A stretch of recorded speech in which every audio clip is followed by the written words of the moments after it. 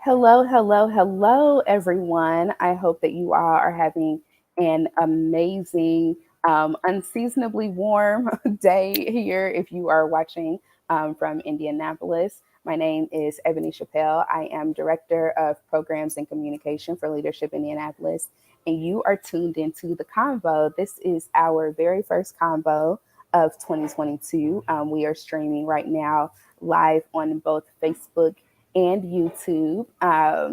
I am just so excited about our conversation today. We are going to be talking with Natalie Pipkin of Black WorldSchoolers. I'm so excited for you all to hear about her mission and her vision as a leader here in the city.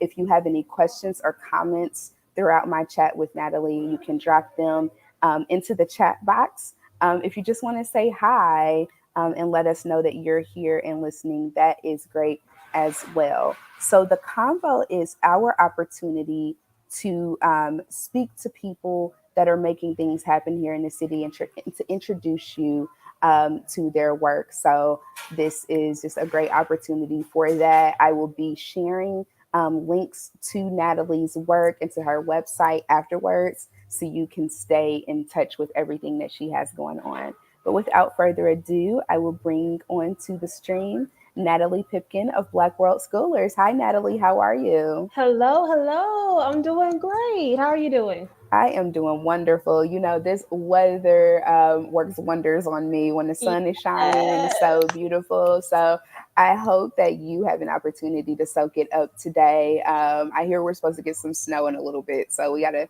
take I advantage want while we don't can. tell me I right now. I know, didn't I know know. that.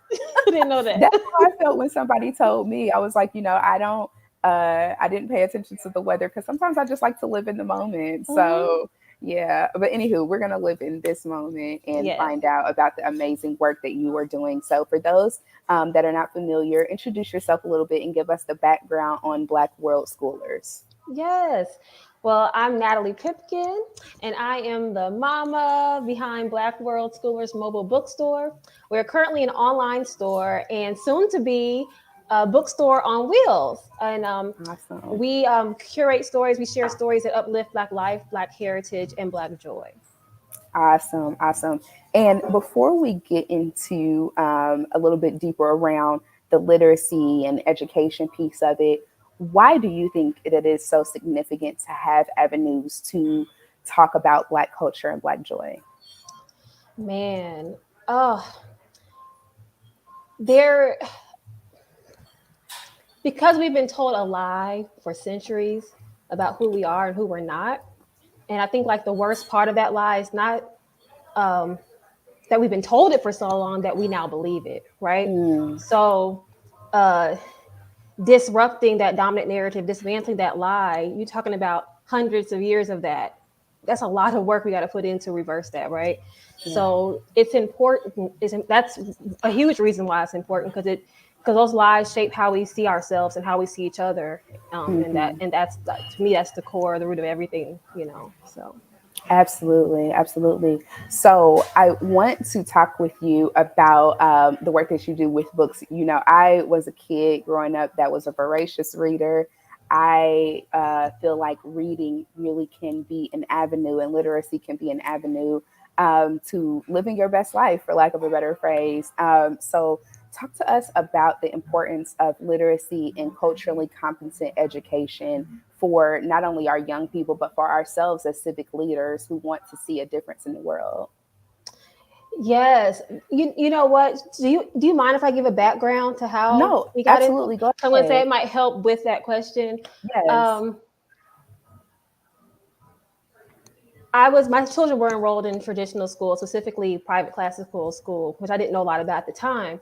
Hmm. Um, I was prepared to be the mom, as many Black mothers are prepared to be, the one that says, "I'm not going to teach you the stuff right here. When we get home, I'll tell you the real story. I'll tell you the real deal." Yes. And my mom did that, right? My grandma had to do that, and it was my 5-year-old at the time. They're now 9 and 12. At the time, my youngest was 5, and it was like after maybe Columbus Day, I don't know, something like that. And he came home and he said, "We did our thing, right? What they teach you? Okay, let me tell you what it is." He said, "Mom, if they're always lying to us, why do you keep bringing us back here?" So Yeah, that's when you pick your face up off the floor and say, "Oh, that was a real question." It took me 9 months to find the answer to that, and that's when we began homeschooling. So like this bookstore wouldn't have come to be without that question he asked me. That's why that was important. Um, it wasn't just about what they were learning in school. Like I said, maybe we came home and discussed. It was about how those stories shaped how educators saw them before they opened their mouths. It was those stories and the stories that were missing shaped how children who were Black were disciplined, right? It shaped everything, right? It wasn't just about, oh, we need to know our history. It's about you really deciding who I am based off of the stories that are on your shelves or not on your shelves. You know what I mean? And then the children are taking it in, and the children who aren't Black. It's everybody's affected by this, right? Because that's how we're learning about each other, through the stories that are present and the ones that are omitted, to the people in history who are present and people who are omitted, right? So that was the beginning of that. Um, it's important, specifically, even more so for Black children and families, because um, a lot of the focus seems to be about proficiency, right? They're not good at this, they're not good at this, we're failing this, we're failing that, and like uh, there was a time we were thriving in literacy, right? This is not something that we just are born and we don't like to read, we're not good at reading. This is the narrative, though, that Black children and families and many people, all people believe that we just aren't connected to literacy. It's not our thing, but it really is our thing. And for Black children to really understand the history behind um, the legacy of our the literary Black legacy we have, and to really um, understand that it wasn't just about proficiency for us, and it still can't just be. It was always about liberation. It was always about it was about liberation. That's what it was about, right? And through that, you get proficiency, you get these stories.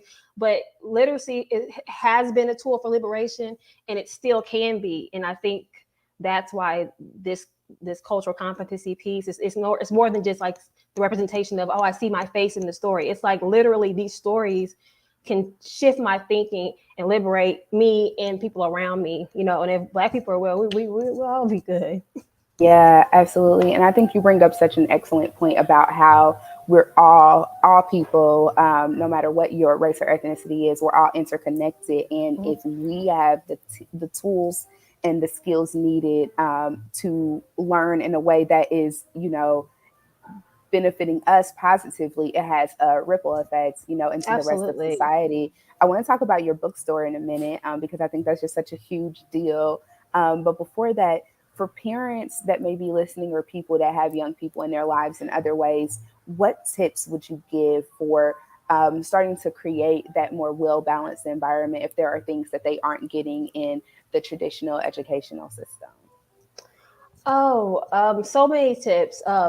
Again, that journey before we began homeschooling, we didn't have this full library, right? That was built over 4 years of being at home and realizing what we had access to and discovering these stories. And so that's my first thing: build your own home library, right?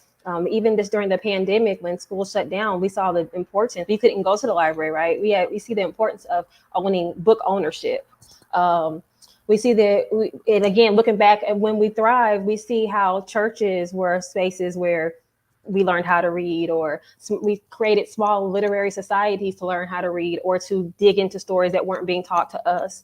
And we can still do the same thing now. So I would say to leaders, to parents, to churches, organizations, wherever there are children present, especially Black children, there should be books that reflect them, and we should never just rely on the schools. We should have this excitement as adults to and pass it on to the children. And there should be a library every place that there's a child. I should never walk into a youth center organization, and there's not a room that centers books and literacy, and then we dare complain that the children don't like books and don't read. Yeah, and you touched on something that I want to, dive a little bit deeper on, and that is what leaders can do. So, what specific tips do you have for civic leaders? Because at Leadership Indianapolis, one of our focuses is on not only exposing people to the information, but mobilizing them so that they can do something to make a difference, what are some avenues that they could get involved in this sort of work in their immediate sphere of influence? Um, Man, some of the same things, right? But I think that we partnered with a church. How about that? That's a good way to start. And we curated a library for them in a literary desert. So at their church during the spring, summer, and fall, they have a selection of books, hundreds of books that reflect their community that children can come check out. And they also do read alouds and things like that. So that can be a way to that leaders can, get involved in the community. Purchasing books, people say, well, sometimes people can't purchase. Well, purchase them and give them, to who you feel like wouldn't be able to. Really getting excited about reading. A lot of times, we mean well as leaders, as parents, even. But what I hear loudest are the statistics, the negative part about what like I said, what we're not doing, what they don't know, what they didn't pass, and it's louder than the positive part. So I would encourage leaders to kind of crush that deficit mindset and look into the history again of when we thrived and who we really are as Black people when it comes to literacy, especially, and share the positive aspects. Get excited about reading yourself. Sometimes adults don't like to read, you know what I mean? There's So always so much else going on that sometimes we let that by the wayside. But you're right, yeah, we have to pick that back up ourselves. yeah, getting excited about it. Anytime that you have a youth in front of you, have a book recommendation. You need a book recommendation, email me. I can give you plenty of them for any age range. But just getting excited about it versus feeling focusing on the positive versus the negative. Focusing on the positive. We now have access to books we didn't have access to before. We have stories that can engage all children at all levels, and let's do that. Let's do it the best we can. Absolutely, let's do it the best we can, and you are certainly doing that and beyond. Tell us about your mobile bookstore and how that came to be. Oh, so again, back to that story, we were curating our own home library as we began homeschooling. And of course, my children, like they read in school, but it was out of obligation, right? And, they did it and they did fine. But it wasn't until we came home and they had these stories they'd never seen before. They had Black children saving the world. They had history they'd never heard of. They had this a diverse selection of Black stories by Black authors that it was new to them. I remember one year, well, every year he read a lot of books, but my oldest, he read 40 chapter books like young adult and middle grade from year, it was like, yeah, between year 11 and 12. And I was like, man, like, I want that for all children. This is not just because this is what he was doing before. It's because of what he's seeing and what he's realizing. And I want that for all children. So that's when the idea to create the mobile bookstore came about, because we already knew where these books were, how to find these books. We knew what books would be of interest to these age levels. And I saw the excitement in my own children and wanted to pass it on to all children and adults too. So the online store, we created that in December of 2020. And then this year we'll be launching the bookstore on wheels. So I always say, think bookstore with ice cream truck energy. So like, it's about excitement and engagement as well as access and awareness. That is so beautiful. That's so beautiful. I'm excited to see this bookstore with ice cream truck energy, because we loved the ice cream truck growing up. Like when you heard that music, it's just Yes. like it just created this reaction. So I'm excited to see that happen with reading in our community. Natalie, before I let you go to enjoy the rest of your afternoon, when you think back on the things that you've done and the work that you've done alongside your family, like when I see you guys out doing your drum circle and all of that, I'm just like, this is so beautiful. Thank But you. when you think back on that, what are some of the leadership lessons that you've learned over time that help inform how you operate as a leader?